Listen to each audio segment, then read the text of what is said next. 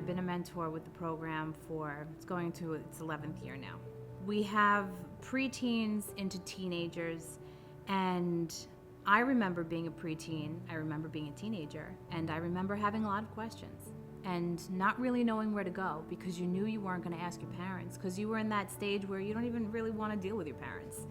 So having a peer, having somebody who's a little bit older than you, who's had similar stories and who is also adopted, they have some dynamic questions for us. They put us in some very, very interesting situations to have us think about how we were when we were their age. Ask questions that we might have forgotten that we were asking ourselves because we didn't necessarily have that place to have somebody that we could ask. The most important thing that I think that we get to share with the kids besides us and our stories and our vulnerabilities and the way that we've handled situations and our advice just as being a little bit older than them but also being adoptees. I think it's really just a matter of being proud of who you are and being thankful for the fact that you have a community and gaining strength from that, because we can all, for the most part, as mentors, agree that we didn't have this kind of a program when we were younger. We may have had cultural camps or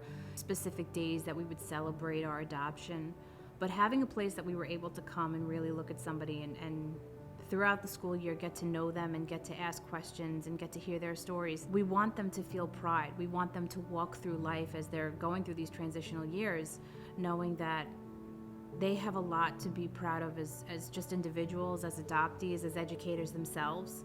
Because I think that what the most important thing that kids get from this is a platform for them to be able to be maybe more educated in talking to people, sharing their stories, and kind of washing away those myths that people may have, and especially being the ages that they are. They're teenagers, they're preteens. They have a lot in school of people who are completely misinformed about being adopted.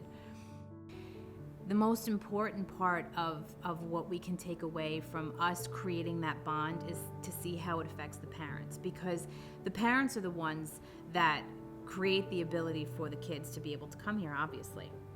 And these parents who are involved in this mentorship program are so passionate about their child having a place to feel at home, to share their stories, and they really are very interested and connected to us as mentors because they know that their child will have a connection with us. That in mentorship, we have days where we go out and we have fun, and it's not necessarily adoption based.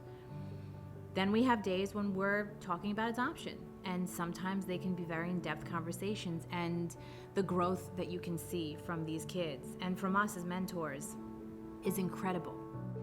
There's such a sense of community, such a sense of family that's created when we have these days and when we have this program. I mean, it's been, like I said, it's been going on for such a long time now, and it's done such good.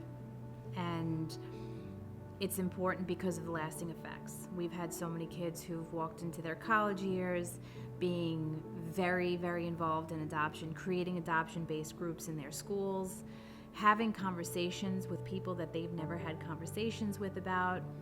It's really all about giving kids the place and the space to be able to have a conversation and to feel confident in who they are and what their adoption means for them.